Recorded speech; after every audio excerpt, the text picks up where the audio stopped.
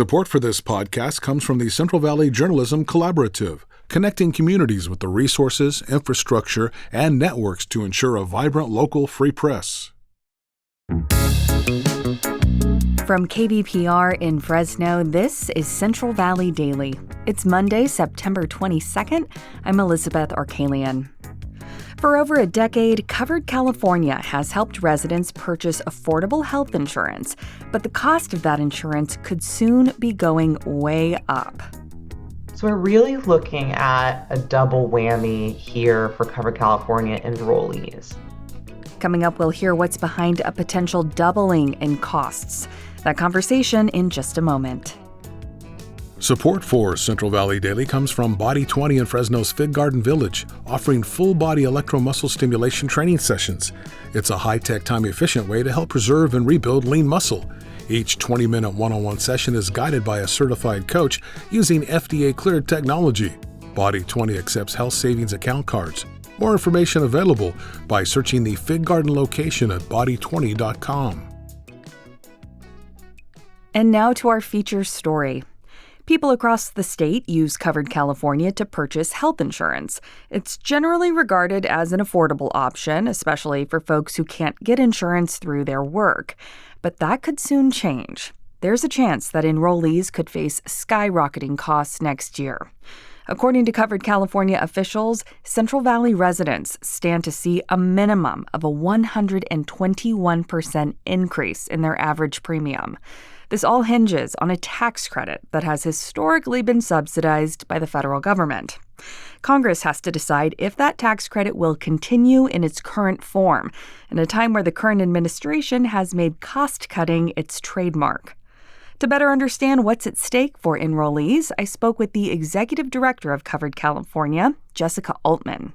Since insurance and healthcare can be confusing, I first asked Jessica to give an overview of Covered California and who's eligible to participate. It's a great question because I think a lot of people that don't use Covered California don't know who we are or why we're here. So we are the marketplace for the state of California.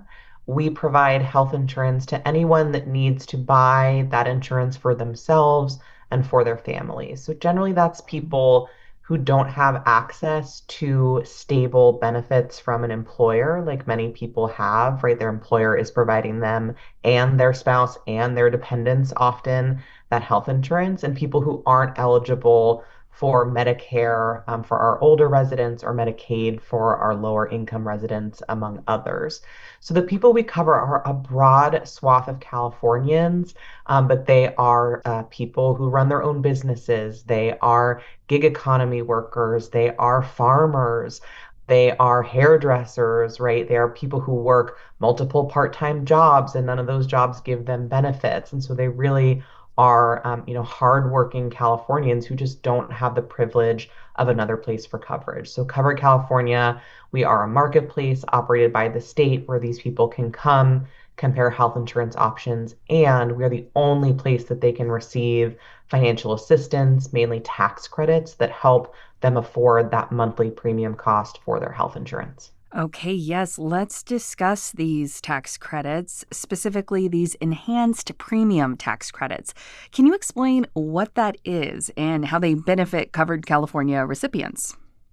We love our complicated terms in healthcare. So basically, it's a tax credit that people on the marketplace get on a monthly basis to lower their monthly premium and to make it affordable to them.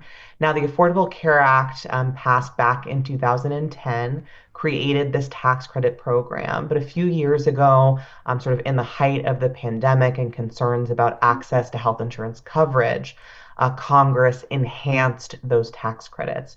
They both made them more generous for people already receiving them. These are people, say an individual making under around $60,000 a year, who were receiving tax credits and are now getting more generous tax credits. And then for the first time, letting people above that level access tax credits where previously they were just completely ineligible. And so under the enhanced tax credits, we now have a rule that says no one should have to pay more than 8.5% of their household income, which is a lot of money for people, but that's our rule, on their health insurance premiums for sort of the benchmark plan through the marketplace. And so we have both a group of people receiving more generous tax credits, and then this other group of people who have really all of the tax credit that they're receiving is on the line with these enhancements that expire at the end of the year if Congress does not act to extend them. Yeah, I want to get into that situation in just a second, but maybe you could explain a little further what the impact would be on folks if these tax credits are lost. So we're really looking at a double whammy here for Cover California enrollees, where you both have less tax credit or tax credit being taken away that's making your premium more affordable. But we also have premiums increasing, and they're increasing both because of normal things like drugs are expensive and people are using more services and the things that drive premiums increasing each year. But it's also the instability of the loss of the enhanced tax credits themselves that are making premiums go up even more because we're expecting in that case, some people will lose coverage. Those people will tend to be the healthier people. So the average cost of who's remaining in the marketplace will be more expensive, and that's increasing premium. So really everyone on Covered California, which right now is a record nearly 2 million people in California that we have enrolled, though over time we've covered an estimated 1 in 6 Californians, and many more Californians will need us over the coming years, right, as their circumstances change. We are looking at between those two pieces, that double whammy, if you will, an average increase in what people actually pay, right? What comes out of their bank account each month of 97%. So basically double. Wow. So, revisiting why this is the situation, perhaps you can elaborate on the idea that these tax credits might not be renewed, they're set to expire. Why are you in this position? Yeah, often when Congress passes new legislation, they're haggling over budgets and financial projections, right?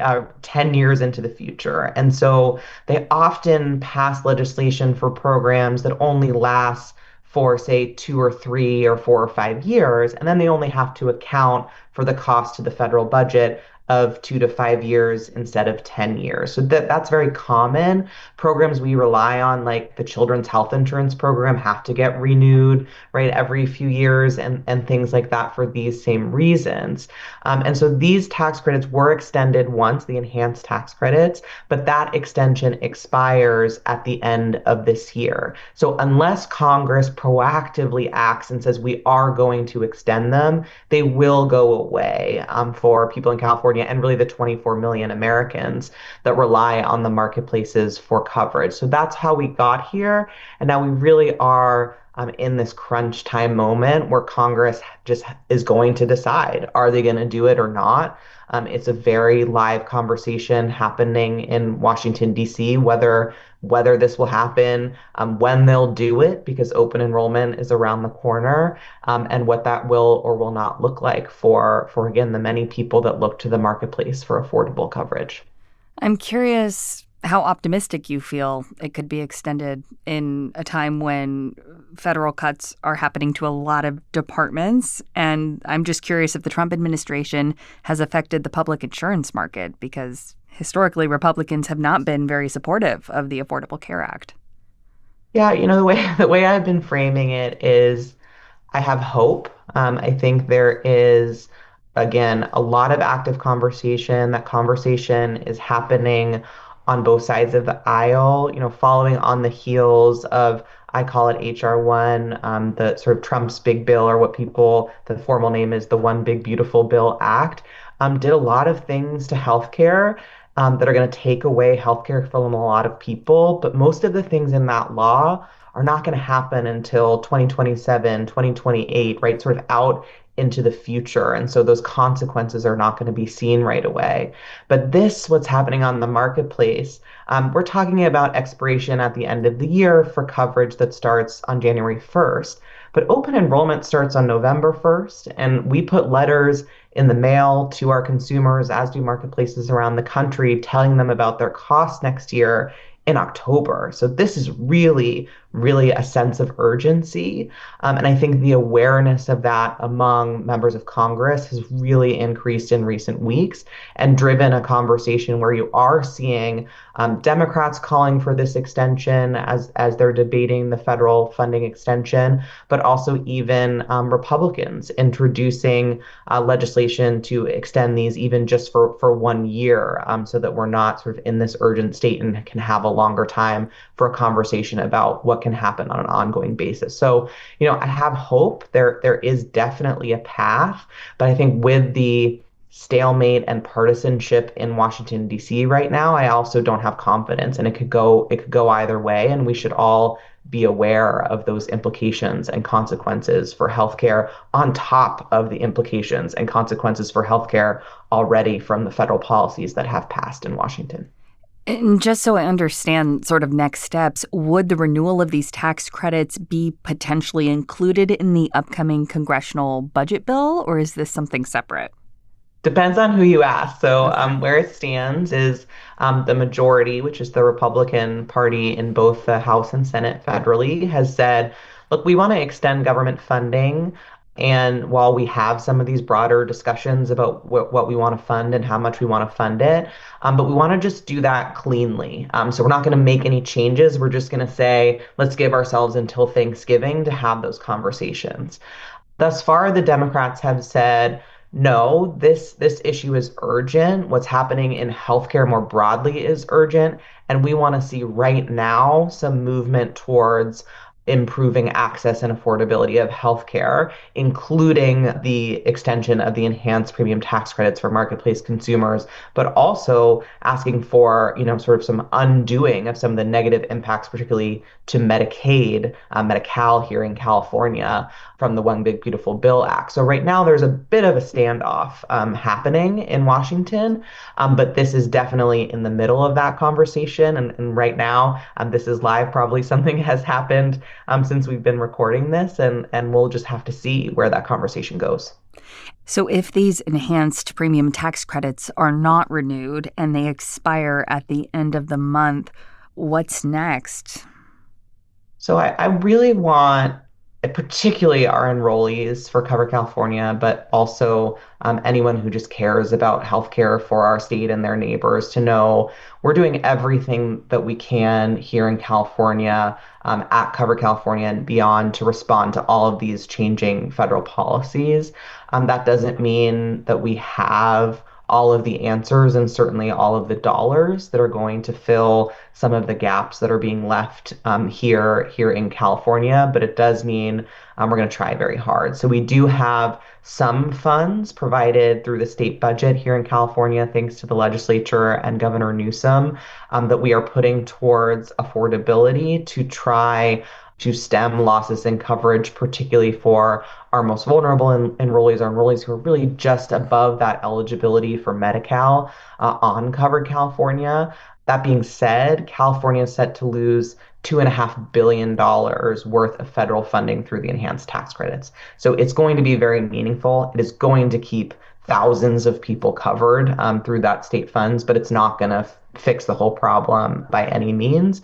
But also part of our role as Cover California is to just explain what is happening and help Californians understand what is changing, how does it impact them, why is it happening, and what choices do they have to make, and what options do they have in those choices. And that is what we are absolutely laser focused on. I won't lie, it's challenging when there are such big things up in the air and so little time for us to react to them. Yeah. But we are thinking through every contingency and how we can fight for Californians and their healthcare access, even when we have these headwinds coming from Washington.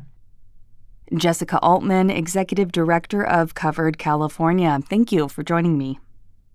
You're welcome. Thank you so much for having me and for talking about this important issue. And that is today's show. Today's episode was produced by Jonathan Linden and KVPR with support from the Central Valley Journalism Collaborative. I'm Elizabeth Arkalian. You can find the latest local news anytime at kvpr.org.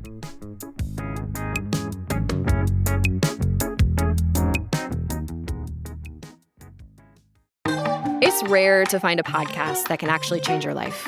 But when the show's called Life Kit, that's kind of the whole point. I'm Marielle Segarra. 3 times a week on the Life Kit podcast, we guide you through a topic we could all use help with, from personal development to healthy living to managing your dinero, with takeaways so you can start living what you learn right away. Escucha el Life Kit podcast from NPR.